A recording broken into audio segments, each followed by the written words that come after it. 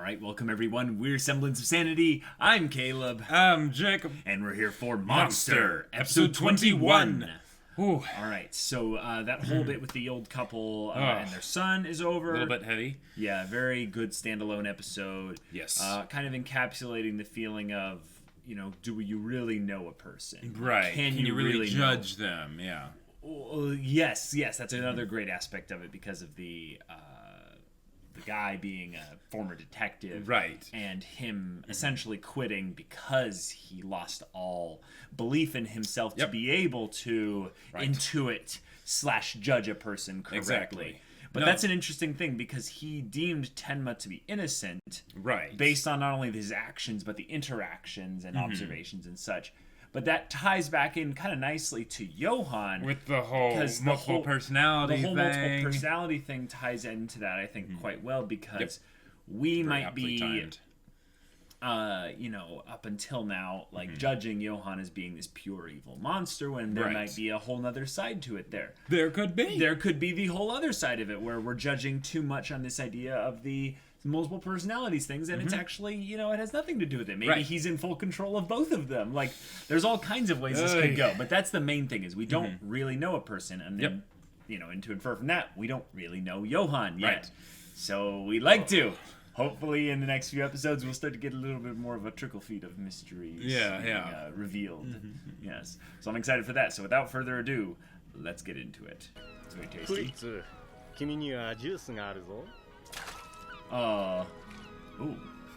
フリッツ、お父さんにありがとうわ。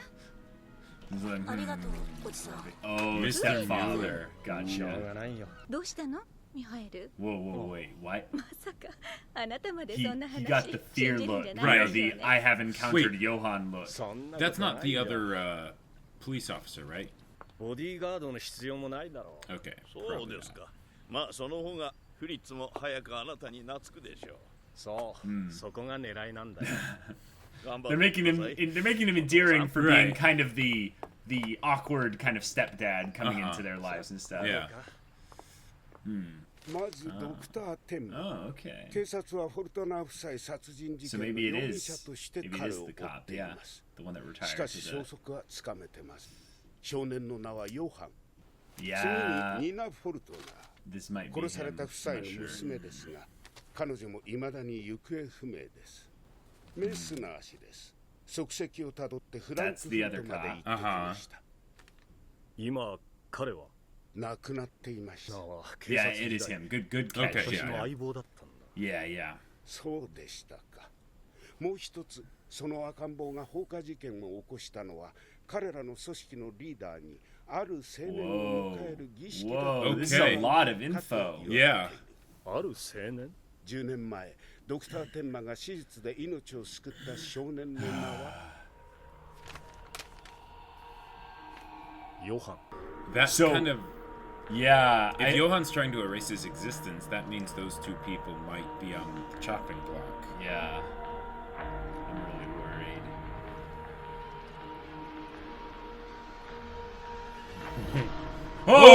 Oh! That gave me chills. Holy crap. Yeah, because he was the one who actually killed them. Yeah. Dang. The Fortners. Yeah. なあロベルト。まるでこのチェスの駒みたいだな。俺の人生は。何か気にかかることがあるんですか？あの時一本の電話がかかってくるまで俺の人生は負けっぱなしだった。刑事だった俺は相棒のメスナーと押収した麻薬の横流しに手を染めていた。電話の主は全てを知っていた。 Yeah. もし黙っていてほしいならある夫婦を殺せとハイデルベルクのフォルトナー夫妻 Wow. 殺せば俺たちは助かる。そして今の奥さんと知り合い足を洗う。 Right. Okay. なぜあんな簡単に組織から抜けられたんだ。誰なんだあの時の電話の主は。あの時あの多額の金を振り込んだのは俺の人生を操っている。無駄だよ。おもちゃのことしか頭にない。 Oh no, he's alone. お父さん。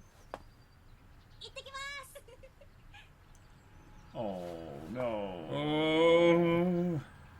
He's like, I could have happiness. Yeah. Then he goes into the house and then. Mm-hmm. Oh, with the angle Yeah. and everything. ロベルト The 探偵さ direction. んから連絡ない Oh かい crap. Oh, もう he 来る時 did. 間なんだが Yep. ロベルト Yep. Yep. Oh my gosh.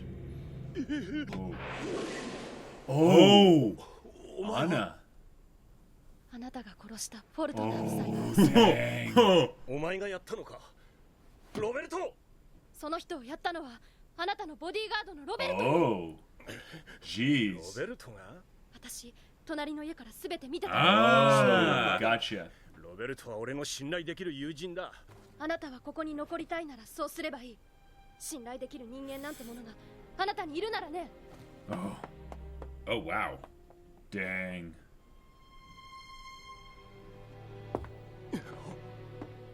どうしました No one leaves the syndicate, I guess. Yep. Dang. Dang. Oh. Nice. Okay. 車を出して。早く。 Okay, cool.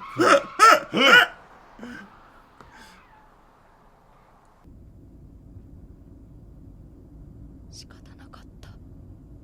仕方なかった。止めなさい。車を止めなさい。 Oh, is she gonna do it? 私が本当の娘じゃないのに、 Yeah. 父と母は Anna. 私のことを本当にやめてくれなのに、あなたみたいなクズに殺された。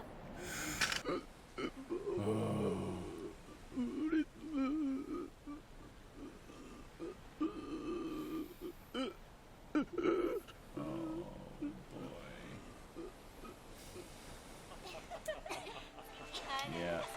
Yeah. Oh, yeah, she's been watching them. Yeah. So she knows. バーバラ何よ、何言ってるのよ。何なのよ。フリッツがあの子が俺のことを初めて呼んでくれたんだお父さんって Yeah. なくしたくな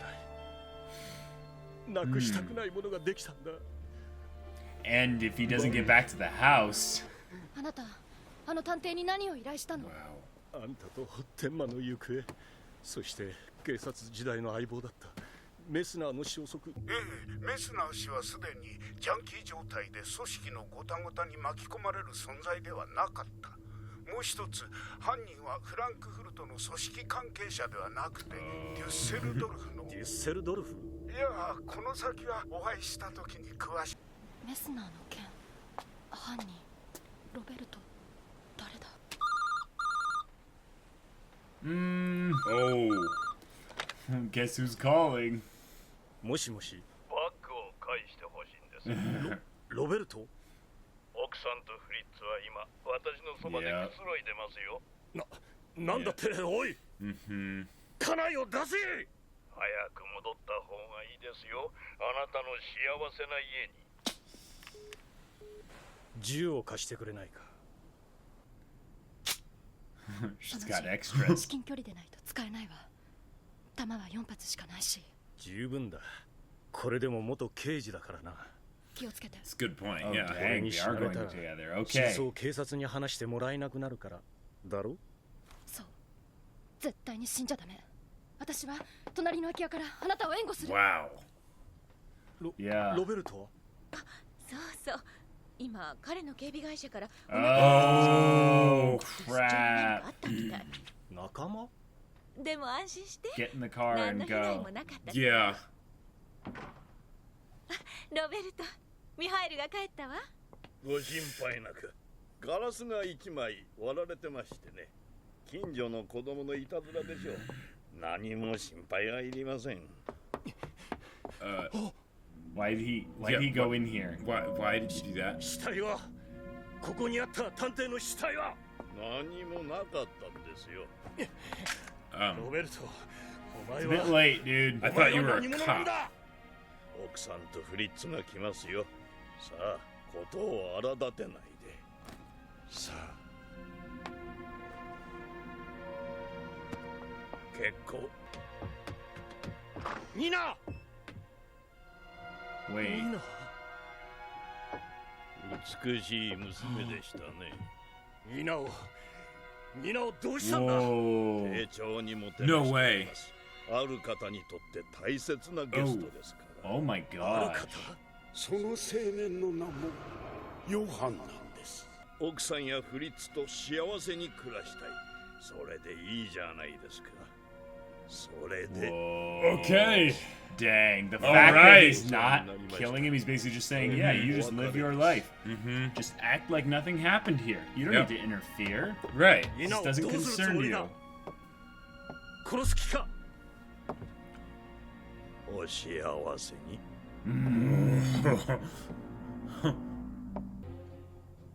実に。 Okay. ヨハンとよく。 So we have another secret organization. ヨハンに合わせてくれるって言うからおとなしくついてきたのよ。確かに彼もあなたに会いたがっている。今彼はどこにいるの？ミュンヘンで幸せに暮らしてい Oh, ます。 okay. So they're All keeping right. track on him. 本当にいい目をしている。実に残念だ。 What are you all doing? Oh. ドクター天魔か。 Oh.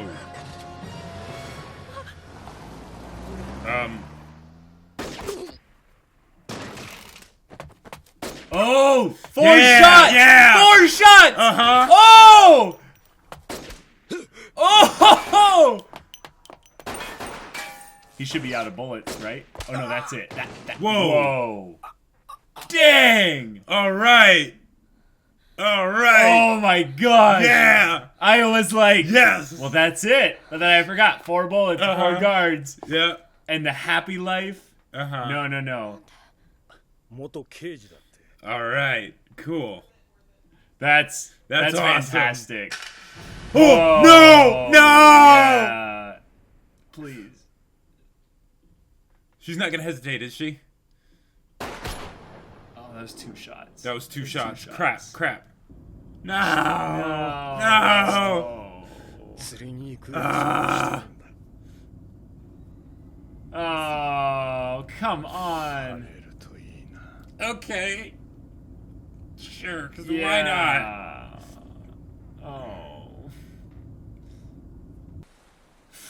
きっと The sun's setting. Uh-huh. 晴れるわ。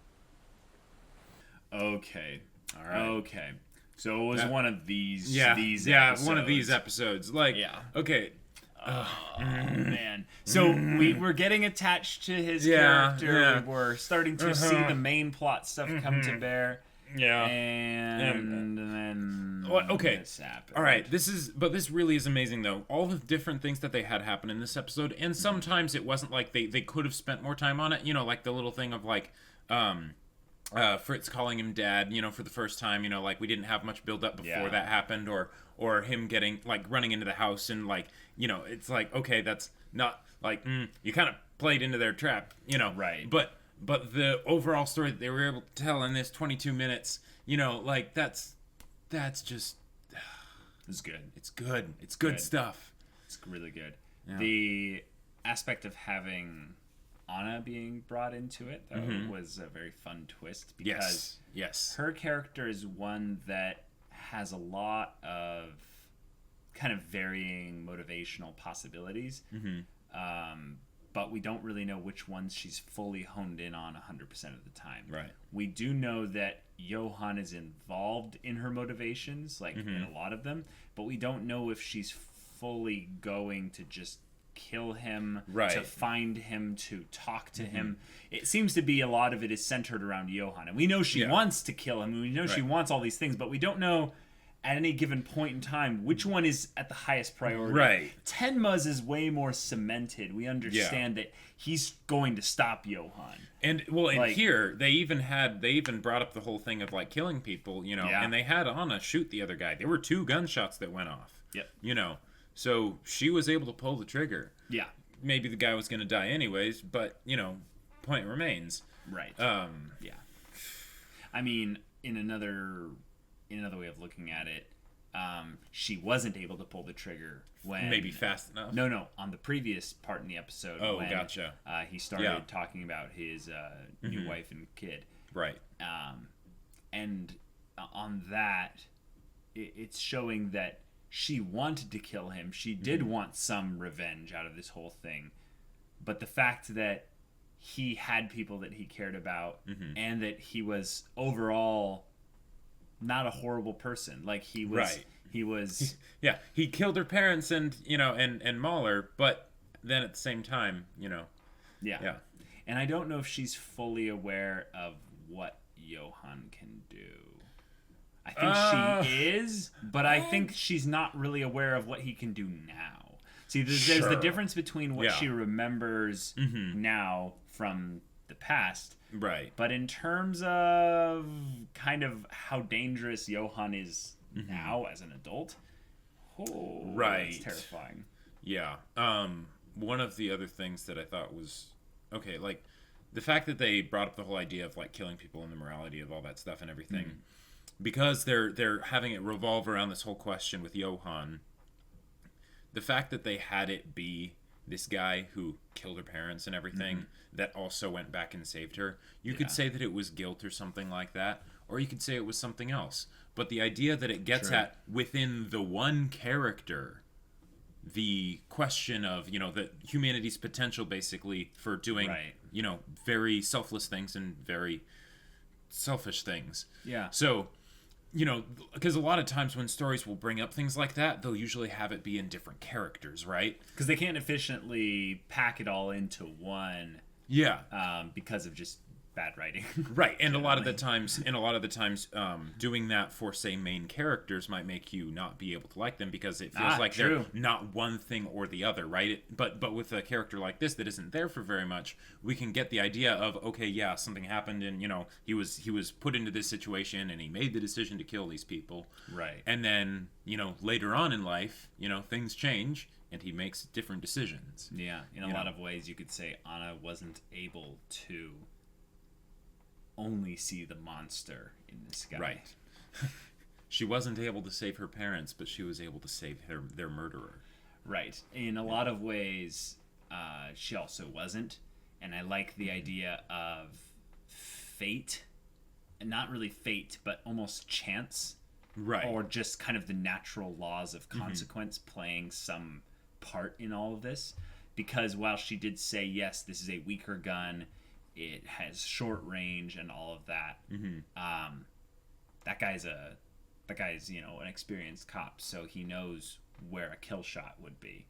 And while he was panicking to save her and stuff, maybe his desire to save her caused him essentially to sacrifice himself. In that respect, he views it in a lot of ways as him owing her. This is his way to beg for forgiveness. Sure. She not only she not only was the person who he killed her adoptive parents and stuff, but she saved his life when she didn't have to. Right. And she was gonna go help him save his family as well. Immediately. So this guy giving his life for hers made perfect sense, I'm sure, in his mind. But for us in the story, we're thinking like these characters are all, got to be thinking about self-preservation on some level. But nope, one of the coolest things about humanity is that we are capable of really terrible things. But yes, we can choose also at any point, right? The other side of things.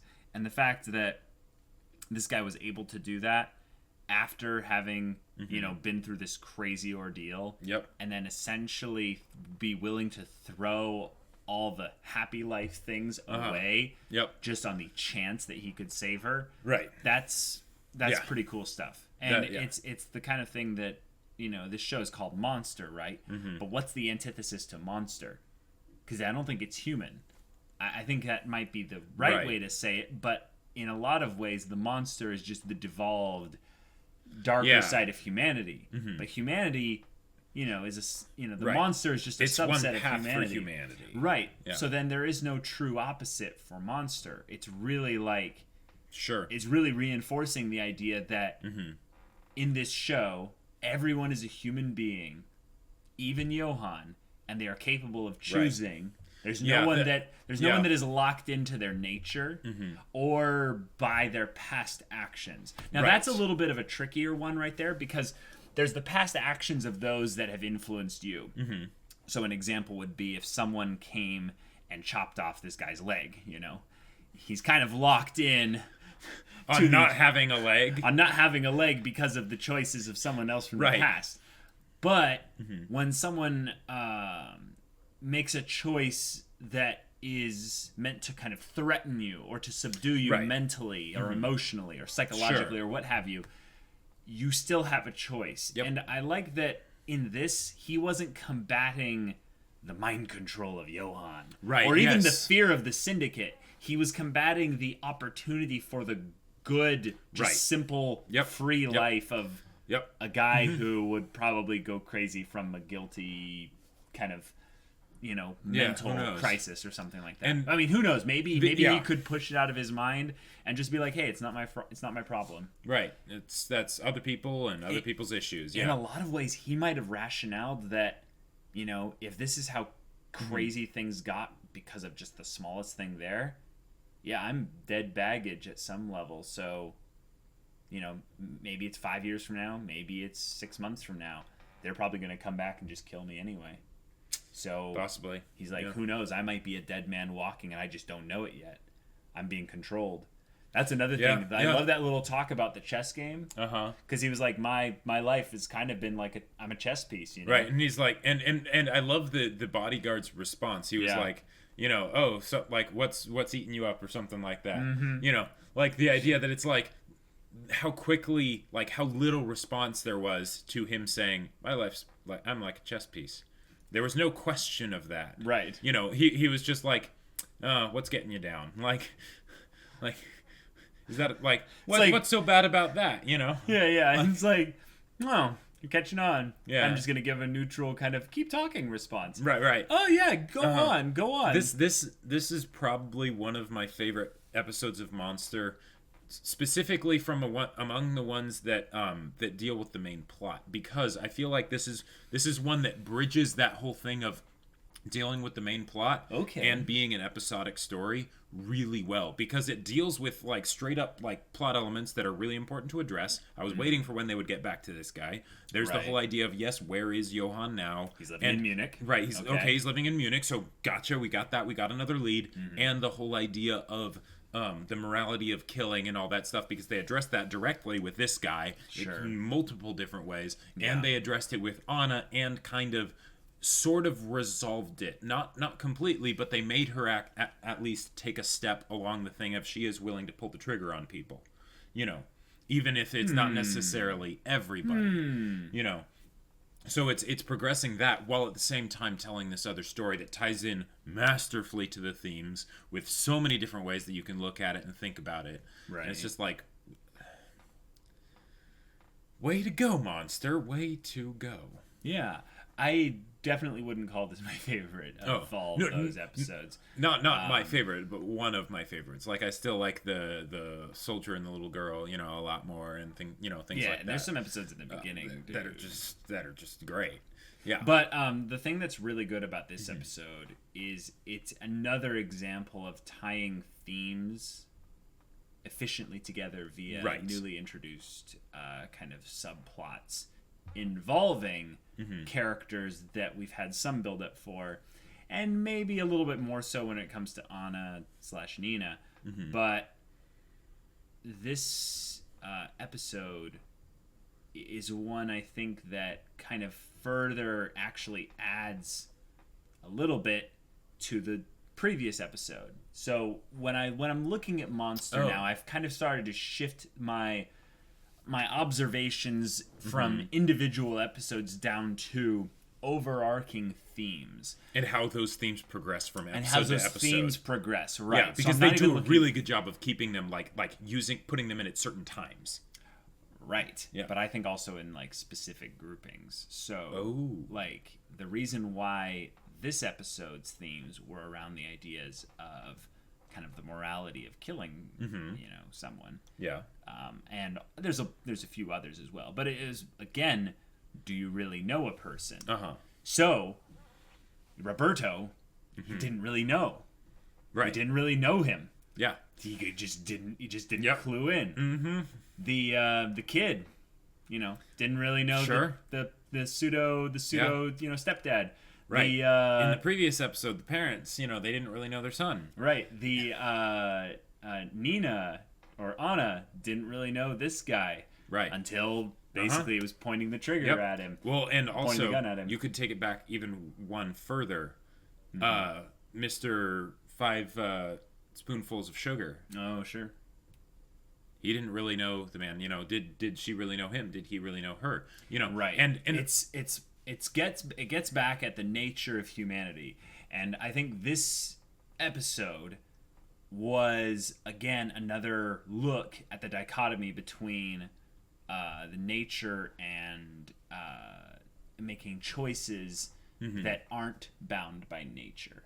So, not in the nature of a person. And they were actually discussing things with the detective before he died about how Messner was doing things that didn't make sense for him outside of his nature. Basically saying that there was the potential of some kind of, shenanigans afoot. And when you think about this story in particular, the one that brings the shenanigans has a name, and when he's there, he violates the nature of a person. No. That's my point. He is an oppressive environmental force from a person. We haven't discussed Johan's nature, nurture, whatever, but just he is a thing in other people's environments. Yeah. That is an oppressive force that violates their nature. Right. And instigates certain choices. Now, the choices are totally on the board to say, these choices didn't like appear out of thin air. Basically, Johan guides them towards that choice that they would never do. Right, but motivates them properly. Yeah. The thing is, I think that Johan, when he talks about understanding fear, he's actually trying to understand just the darker parts of the human nature. Right. So when these people make kind of their nature be revealed by extreme circumstances, extreme emotion, and all these other things. Extreme fear, yes. Yeah. We then get to understand their characters more. And as a story with a lot of character study in it, we get a lot of value out of that. So I think the creator understood that and basically was like, all right, I'm just going to douse them in a smorgasbord of characters that will constantly have their natures picked at almost violently sometimes for the purpose of understanding from a large assortment, like a large assortment of characters, what is the deal with humanity. And that's why I think this episode, combined with a bunch of the previous ones, is starting to kind of work its magic on you in particulars, because you're seeing like how valuable that is when written and done properly. Right. And because it's one of those ones where, like, again, like I see the flaws and such, with the episode. There were ways that it could have been better, but given that they're working with 22 minutes, and how they put everything I'm not together, even trying to point out flaws. It's just one of those things that blows my mind from a writing perspective because of how well it's packaged and put together. Okay, seriously. I'm curious, what would you say is your favorite episode of Monster? So far. Favorite ever? Yeah. It's tough because I would have to go back to the very beginning. Some of the very best episodes in this show, I think, were in the beginning. Okay. I really am not as into the whole standalone episode thing like you are. Gotcha. Because I feel like it's easier to write those because you don't have to care about consequences rippling outside of the thing. You mainly are just trying to draw in the themes from outside sources instead of having the stuff in here spread but that's why I say it's so much more important, because you don't have any grounding to the characters or anything. You're going in blank slate every time. Right. But that means you also don't have to avoid anything else. Right. You just have a blank slate. I think a Right. blank slate is one of the most freeing things to have. I Yeah. really do like the soldier and the girls episode. As so far as the good. standalone episodes go, it's the best one. Yeah. I don't think any of the others really come close. The thing about the main plot line ones, though, is there are specific ones that they take over you. They almost almost are too good to really like identify individually, because there's a whole bunch of them. And I don't really have a favorite episode. Gotcha. But if you were talking about just the standalone ones, it's easier to localize the memory of them in my brain, Sure, because they're clearly they're defined. This is- disconnected. Right. Yeah. So that's my point there. And Gotcha. I'm not about disconnection. That's Gotcha. I like to see how things are weaved properly. So I love discussing the themes in this show, because those weave connectively exactly. throughout Yeah. all of the They things. make Plot, who cares? Right, As they make long it- as the show keeps going, the weaves will the themes will continue to weave through it all. Yeah, they make it so that even with all these disconnected episodes, disconnected Right. stories, they still make them feel connected and feel like they have a place, rather than just absolutely. rather than being cookie cutter, right? Which is one way that they could go, and then that'd be Right. bad, right? And we've talked about how we don't like those. Or disjointed and like, why is this here? This feels like filler, you know? Yeah, I don't think Monster has even come close to that yet. No. And And the that's- funny points where we were like, wait, is this filler? And then like 3 minutes into the episode, we're like, nope, Yeah. nope. Like That's the thing I think Monster also does really well, is they set you up with a lot of episodes just starting out of nowhere, and they Right. don't really have a connective tissue And then bit you- in that- the beginning, and then Right. they draw it out and they sew it all together, Yep, and it's yep, all yep. stitched in, and you're like, so good. So good. it's good. So yeah, I think that the discussion is pretty light on this. The plot heavy things that are important is there's a new organization, Right. and they are very Yeah. quiet. Right, or apparently like that organization was just one branch or something. The point is, whatever his bodyguard was, it Ronaldo. Roberto. Roberto, yeah. Whatever Roberto was connected with, they know about Johan. Right. They know where Johan is. Yeah. How? Why? What? Who? Where? What? All knows? those questions I have the questions. I think we're gonna get the answers to those questions. Not anytime like immediately, but like in the next 7 episodes, I can guarantee there's gonna be some big Gotcha. doozies on that. The big thing though is that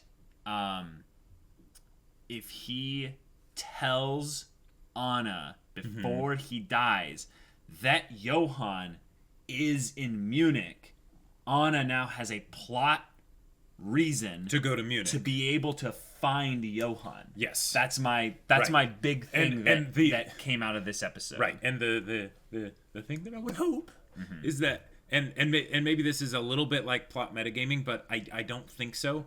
Since Anna knows that the only other person who knows what kind of a threat Johan is Tenma.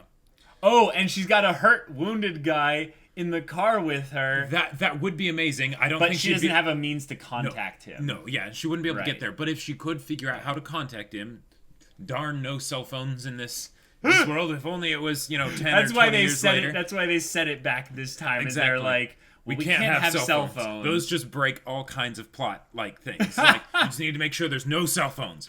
But and like way less like government satellite, kind Right. of thing. So Tenma can actually avoid. exactly, yeah, no facial recognition on every crosswalk.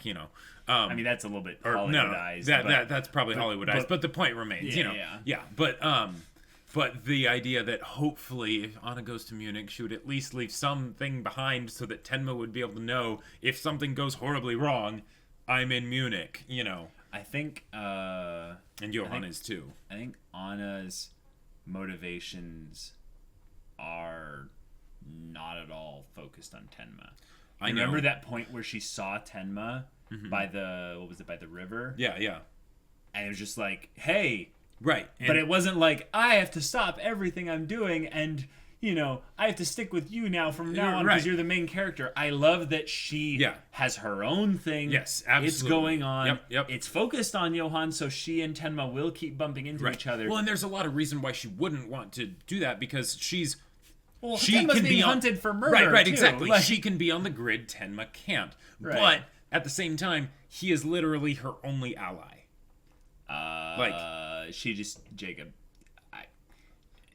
I know, she has to do is just use her natural, like, you know, decent charisma score and some intelligence, and she can just make allies. Absolutely, and I would love to see that because that's the thing. Because this is the issue that I see. All right, she can do her story. That's all good. That's awesome. That's amazing. Thank you for doing that. But twice now, she has been captured. Now, granted, the first time it was of her own doing, and she had a way to get out, and it was, you know, she wasn't really captured. But this is another situation where, because she is by herself, it is very possible for something to just go wrong, right? Yes, obviously. So, having someone to watch her back would be strategically a good idea. We've already discussed the idea that Johan is probably the kind of person who would never hurt Anna. Oh, I'm not worried about Johan. I'm worried about other people. Oh, really? Like, oh, okay. Because what my thought is, the closer Anna gets to Johan, actually, the safer she's going to be. So now, this is a very weird. This is a very weird kind of way to look at it.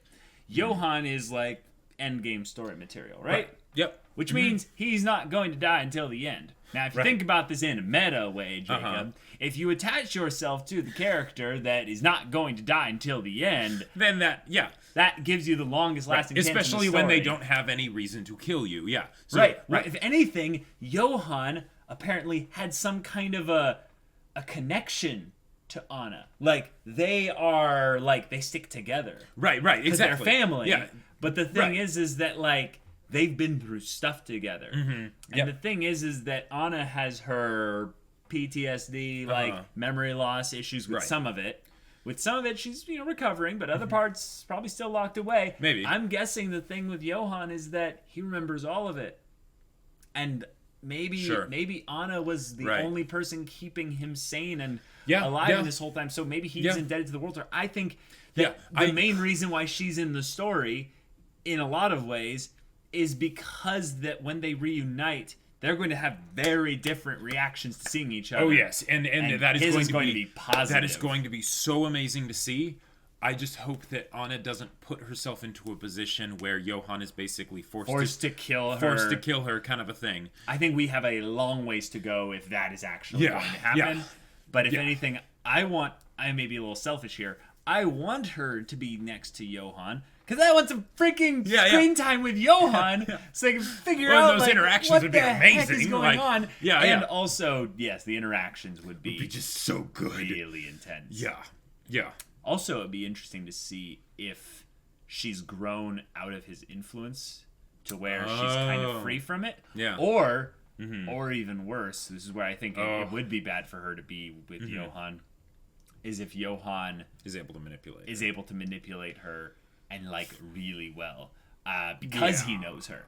That would be worse. Yeah, because one of the things that I've really liked about this is how they've made it so that it doesn't seem like Johan just walks up to some random person and starts, you know, like, and suddenly their eyes, you know, just glaze over. It takes time. It takes time. He gets to know them, and because he has this amazing charisma, he's able to very quickly get to know them very well and figure out what makes them tick and how to unravel them. But it's not something where it's just like, Lelouch v. Britannia commands you, you know.